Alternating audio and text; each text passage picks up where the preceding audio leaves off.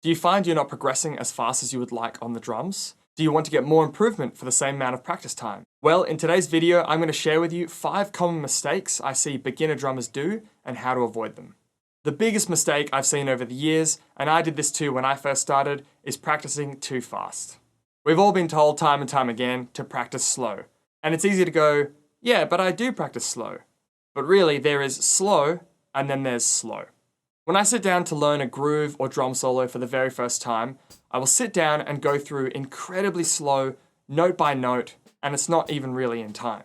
This is incredibly important because before we even think about playing the beat in time, we need to be able to play each piece of the puzzle in isolation. Once you can play the first bar of your groove or the first bar of your drum solo, I would suggest looping that bar over and over with a metronome. Increasing the BPM by 1 to 5 BPM, each time you can say, as a rough guide, play it 10 times in a row without any mistakes. To clarify here, I'm saying 1 to 5 BPM, and you might think, 1 BPM? What's the difference between 47 and 48 BPM? And this is a great question. But if your song, beat, or drum fill has a target BPM of say 130, you might find that from 120 to 130, that last 10 BPM gets really challenging. So if you can play it at 120 BPM, then if you go up in increments of 1 or 2, you can gradually increase that tempo to reach your goal. As playing 120, then 125, then 130 might be too much of a jump at that speed.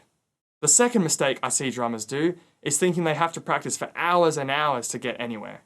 You'd be surprised at how much you can improve by practicing 10 minutes a day for say 3 to 5 days a week.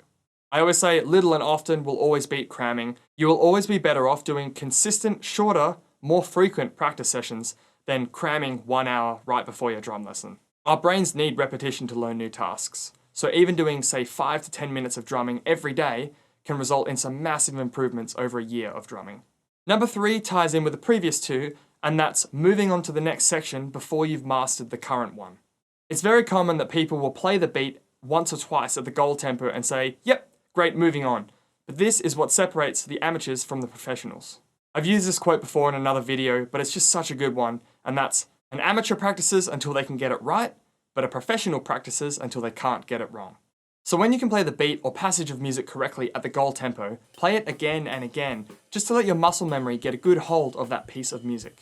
As a loose guide, say somewhere in the ballpark of 10 to 20 times correctly in a row before moving on, depending on the difficulty. So you can't really overdo it here. Remember to take breaks though, as that's an important part of practice.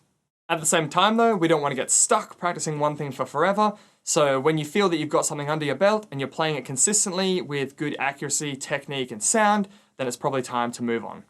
Number 4, the importance of the metronome. The metronome is a crucial tool, and especially as a drummer, one of our main roles is timekeeping, so it's important to work on this. Once you get a good grasp on a beat or fill, you've played it slowly, and you can do it 10 or 20 times in a row, it's time to add in the metronome. Practicing with the metronome consistently can mean the difference from this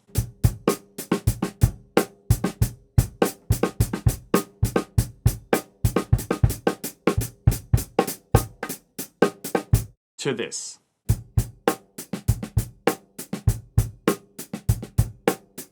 The only difference between these examples is the timing inputs of the drums. If we have a look at example 1, if we have a listen and slow down the tempo, the 16th notes and even some of the 8th notes aren't even.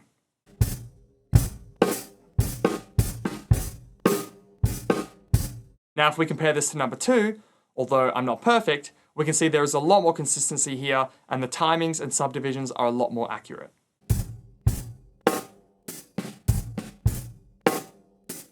So when you're practicing, I would suggest you put the metronome on the fastest subdivision of whatever groove or phrase you're practicing.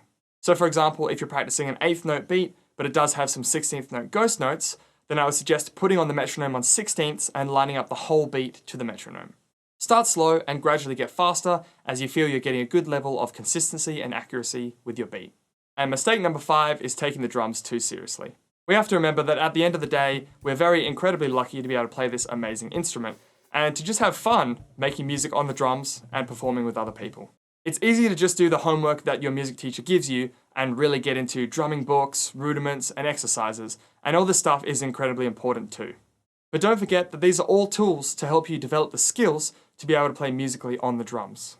Whether you're in a band or just jamming along to your favourite songs, remember, this is why we play drums, to play music. So once you've practiced through all the material that you're currently working on, it's great to finish the session off with just jamming along to a new song. You might not even know the drum beat, but it doesn't matter, just make something up. Or you could create a new fill, or just have a go creating a drum solo. These will all reinforce why you're learning drums and hopefully motivate you and inspire you to practice more and keep enjoying drumming and music. There you have it, 5 common beginner drummer mistakes and how to avoid them. Thanks again for watching, and I'll see you in the next video.